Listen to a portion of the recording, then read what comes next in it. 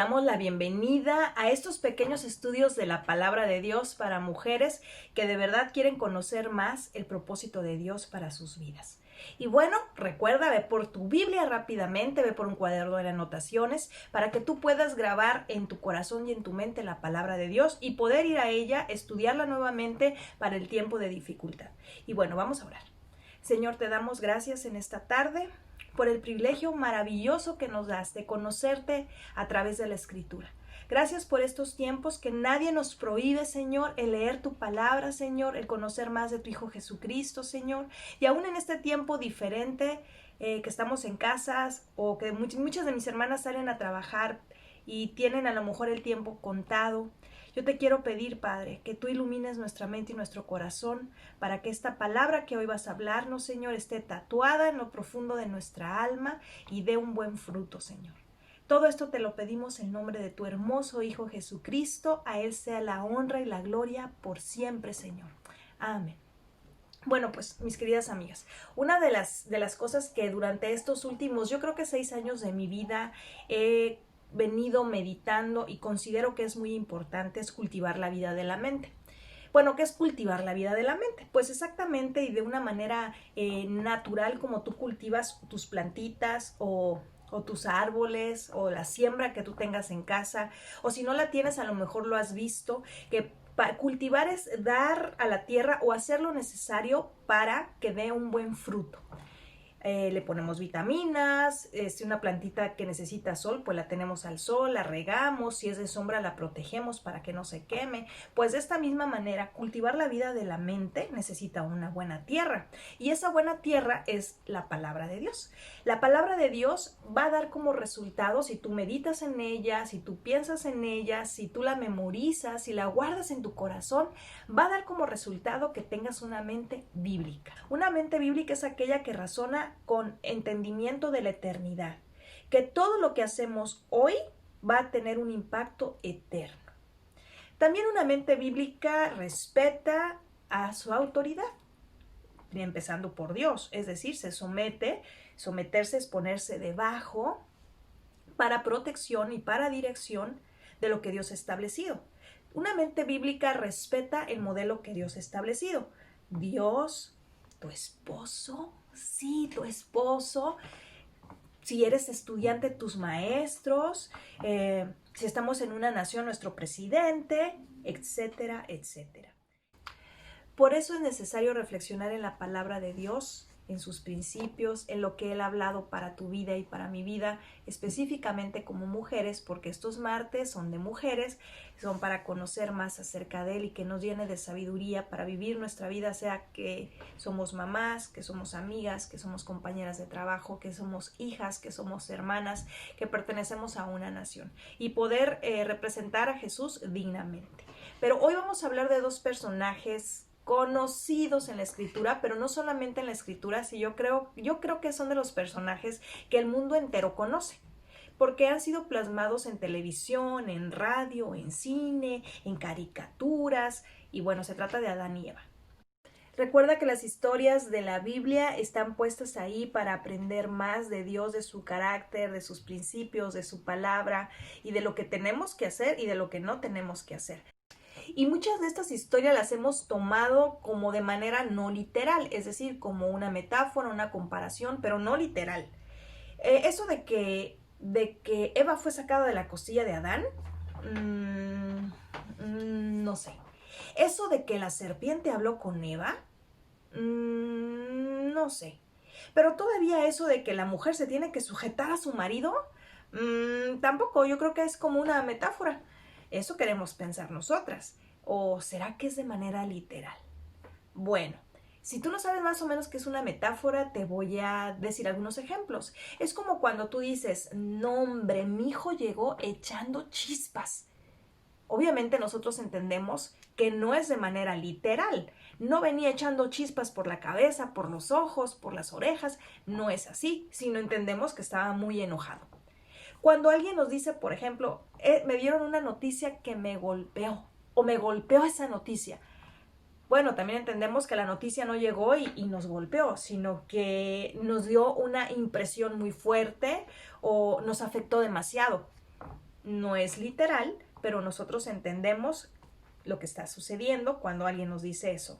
También cuando alguien nos cuenta que tiene un proyecto que está en pañales, pues bueno, sabemos que no está envuelto en pañales de bebé, sino quiere decir que es un proyecto nuevo, incipiente o que apenas empieza.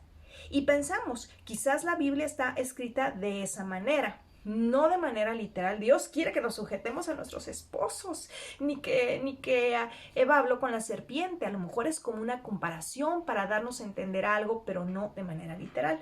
Pues no, déjame decirte que lo que hoy vamos a estudiar sí es de manera literal. Así que cuando Dios dice que la mujer respete a su marido, ¿será que es de manera literal?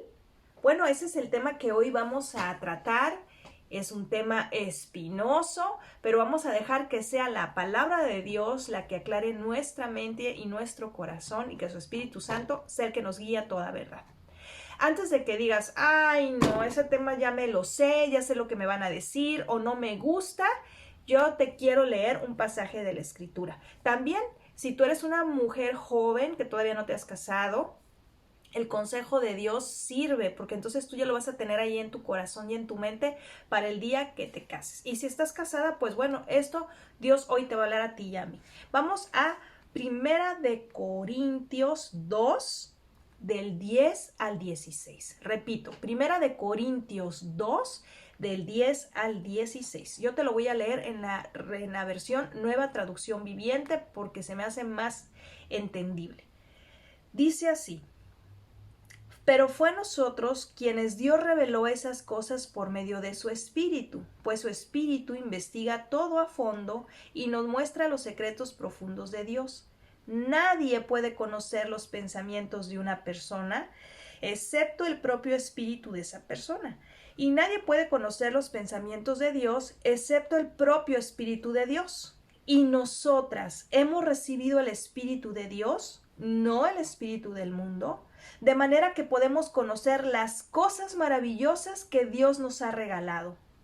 Les decimos estas cosas sin emplear palabras que provienen de la sabiduría humana. En cambio, hablamos con palabras que el Espíritu nos da, usando las palabras del Espíritu para explicar las verdades espirituales. Pero los que no son espirituales no pueden recibir esas verdades de parte del Espíritu de Dios porque todo les suena ridículo y no pueden entenderlo, porque solo los que son espirituales pueden entender lo que el Espíritu quiere decir. Los que son espirituales pueden evaluar todas las cosas, pero ellos mismos no pueden ser evaluados por otros. Pues, ¿quién puede conocer los pensamientos del Señor? ¿Quién sabe lo suficiente para enseñarle a Él? Pero nosotras entendemos estas cosas porque tenemos la mente de Cristo. Hay muchas cosas, mi querida amiga, que se aprenden a través de la reflexión, de la observación, del razonar, pero muchas otras no podemos comprenderlas ni entenderlas por medio del esfuerzo humano o de la sabiduría humana. Es lo que trata este pasaje, por más que nos esforcemos. Porque esos entenderes que Dios ha preparado son solamente para quienes le aman, que ningún recurso humano puede conseguir.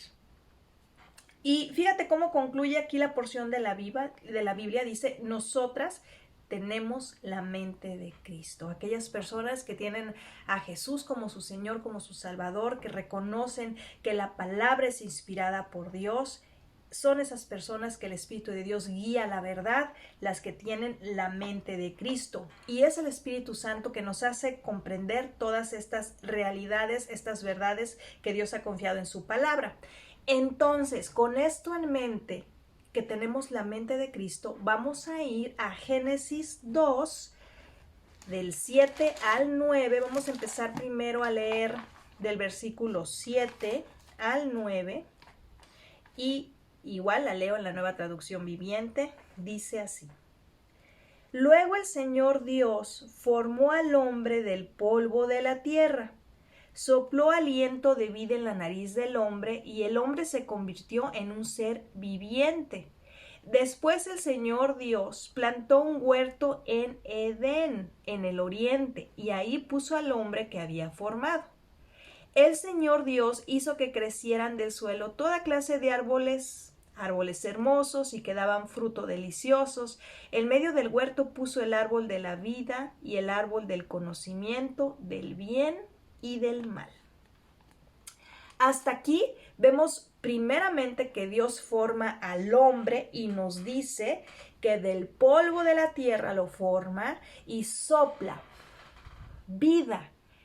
Y porque toda palabra que sale de la boca de Dios es vida y produce lo que Él ha determinado que produzca. Por lo tanto, Él no tiene ningún problema de formar con el recurso que Él quiera, lo que Él quiera. Por así, perdónenme la redundancia. Así que Él agarra tierra, polvo y sopla vida y hace un hombre. Pero interesante es que dice que planta entonces Dios un huerto en el Edén, y ahí pone al hombre, lo pone ahí. Así que la primera creación magnífica y hermosa a semejanza de Dios es el hombre. Es su creación hermosa, lo pone en Edén y vamos a ver que sigue narrando la historia bíblica. Ahora vamos a Génesis 2 del 15 al 16. Déjame leerlo, dice: el Señor Dios puso al hombre en el jardín de Edén para que se ocupara de él y lo custodiara. Pero el Señor Dios le advirtió: puedes comer libremente del fruto de cualquier árbol del huerto, excepto del árbol del conocimiento del bien y del mal. Si comes de su fruto, sin duda morirás. Eso está en el versículo 17. Pues ahora lo que nos toca hacer es ver a través de los ojos de Dios toda esta porción de la Escritura, para que sea su Espíritu el que nos instruya y el que nos dirija toda verdad.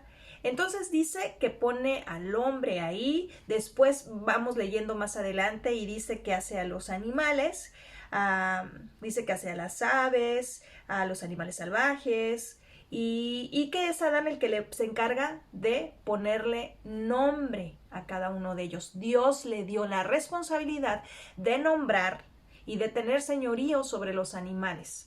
Eso habla también de que estamos hechos a su imagen y semejanza, de una manera parecida a Dios, pero nunca iguales, porque Dios es el creador y nosotros la criatura. Sin embargo, a Adán le fue encomendado ser de alguna manera parecido a Dios en cuanto a nombrar, a tener señorío, a tener mayordomía sobre los animales que eran creación de Dios. Y ahí vemos también otro principio: es el hombre al quien se le da ese liderazgo. Lo pone ahí y vamos a seguir leyendo lo que dice la Escritura. Vamos a leer ahora el versículo 18 del capítulo 2 de Génesis. Después el Señor Dios dijo: no es bueno que el hombre esté solo. Haré una ayuda ideal para él.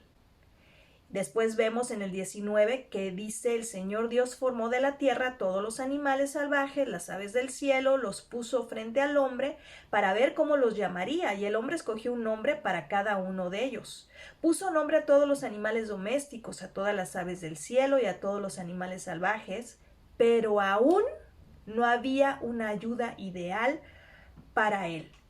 Versículo 21.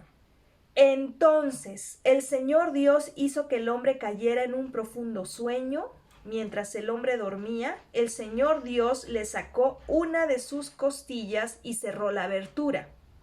Entonces el Señor Dios hizo de la costilla a una mujer y se la presentó al hombre. Por eso repito, la mujer es misma en dignidad, en esencia, en ADN. Dios los hizo exactamente igual, hechos a su imagen y a su semejanza, y le dio la misma inteligencia, creatividad y perfección que al hombre. Así que, mujer, si tú estás aquí, estás oyendo esto y siempre has creído que no, que Dios es un Dios macho, que porque no, prefirió al hombre, como que lo crea primero, como que es el hombre antes que la mujer y todo eso, Por eso necesitamos regresar a la Escritura y que sea que el Espíritu de Dios nos enseñe, porque esos entenderes, dijimos, de Dios solamente es a través del Espíritu que podemos recibirlos y podemos ser entendidas y sinceras de que Dios nos hizo exactamente igual que el hombre en dignidad y en esencia. Recuerda, estaban en un estado perfecto, pero por diseño, aquí es donde quiero entrar un poquito más en materia, por diseño el hombre es diferente a la mujer totalmente, y vuelvo a repetir, no en dignidad, no en esencia, pero sí en diseño.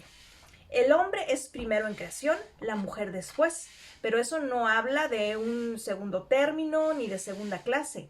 El hombre es primero en mayordomía porque él empieza a nombrar a la creación, él tiene una responsabilidad diferente a la mujer, nombrar a los animales, cuidar el huerto, labrar el huerto, proteger, tiene un sentido de liderazgo diferente a la mujer, pero la mujer sería la compañera ideal hecha a la imagen y semejanza de Dios. El rol del hombre incluía mayordomía. ¿Qué es mayordomía? Pues es como la palabra mayordomo, es alguien que está a cargo de las responsabilidades de una casa, que no es el dueño, pero se le ha hecho cargo de que todas las cosas funcionen. De esa misma manera, Dios le había dado a Adán el privilegio y la responsabilidad de ser líder de todo lo creado previamente. Y hasta aquí, Dios todo lo había hecho perfecto. Al hombre y a la mujer como su compañera, para vivir en santidad, en obediencia, y Dios los había puesto para que puedan ser buenos administradores de todo lo que Dios había creado. Pero a partir del capítulo de Génesis 3, empezamos a ver la historia humana como la conocemos tú y yo. Una realidad diferente a ese jardín del Edén, donde la mujer y el hombre ya no conviven con armonía, con amor. Es más, yo creo que ya no la veía como carne de mi carne ni hueso de mis huesos. Recuerda, ¿había igualdad de derechos en cuanto a Adán y Eva? Claro que sí, era igualdad de derechos, sí, pero igualdad de funciones o de roles, no. No. Eso cambia totalmente. Dios determina qué va a ser él y qué va a ser ella, qué características físicas tiene él y qué características físicas tiene ella. Efesios 5:23, vamos para allá, por favor. Efesios 5:23 dice que el marido es cabeza de la mujer. El marido es cabeza de la mujer. Eso no quiere decir que tiene ni más dignidad ni más derechos, pero sí tiene más responsabilidad. La responsabilidad de proteger, de cuidar y a quien se le piden cuentas. Es exactamente como un presidente de una compañía o el presidente de una nación. Y tú, por ejemplo, vamos a poner que tú trabajas con el presidente de la nación. Claro que tienes igual dignidad, claro que tienes igual de inteligencia, quizás hasta más, de intuición, de sabiduría, pero no tienes lo que no tienes igual que él son los roles que están desempeñando. El presidente va a entregar unas cuentas mucho más grandes y mucho más tremendas que las que tú al ser empleada de ese presidente. Así que tenemos diferentes roles y diferentes funciones. También Dios le pide al hombre que trate a la mujer como vaso frágil, porque sabe cómo Dios nos diseñó. Pero bueno, eso sería ya tema para otro día, porque hoy lo que yo quiero hablar es lo que Dios te está diciendo a ti, mujer, y a mí, de hacer lo que tenemos que hacer como mujeres sabias y entendidas. Desde el Edén, a partir del capítulo 3, cuando Eva decide no obedecer lo que Dios había dicho, cuando decide dar oídos a la serpiente, obedecer lo que el engañador, el diablo, empieza a mentir, medias verdades, le empieza a decir. Ella cae redondita en el engaño y a partir de ahí, desde Génesis, vemos que toda la alteración de diseño y de lo que Dios había hablado tiene un precio. ¿Por qué? Porque toda decisión, sea tomada en lo natural, tiene una dimensión espiritual, mi querida amiga. Eso lo tienes que grabártelo en tu corazón. Toda decisión que tomes aún en esta tierra tiene una dimensión espiritual o un impacto espiritual. Toda idea, sea buena o sea mala, tiene un resultado visible, pero toda acción comienza siendo una idea.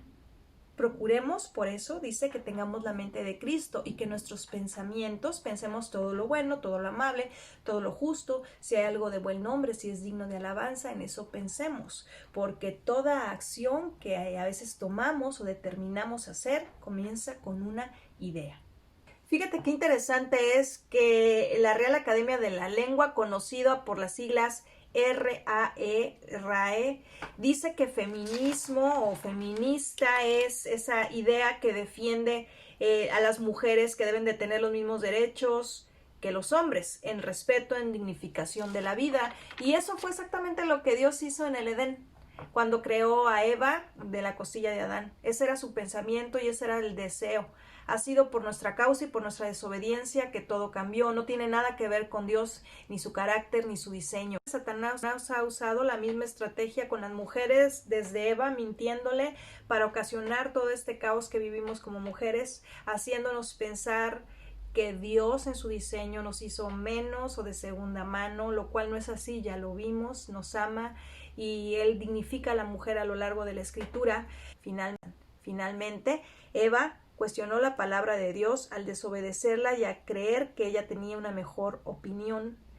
Igual como las mujeres de hoy en día piensan que la palabra es retrógrada, que es ridícula y que es de épocas pasadas. Por lo tanto, que sea Dios el que tenga el mejor consejo para ti y para mí. Romanos 12:2 dice: no imiten las conductas ni las costumbres de este mundo, más bien dejen que Dios las transforme en personas nuevas al cambiarles la manera de pensar.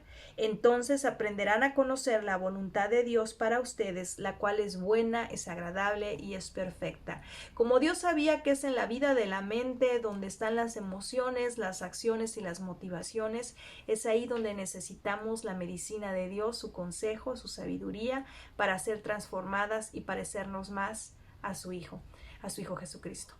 Pues ten buena tarde, fue un gusto estar contigo en este tiempecito y recuerda, memoriza la palabra, estúdiala, atesórala en tu corazón para el día bueno, pero también para el día malo. Ten una buena tarde, Dios te bendiga.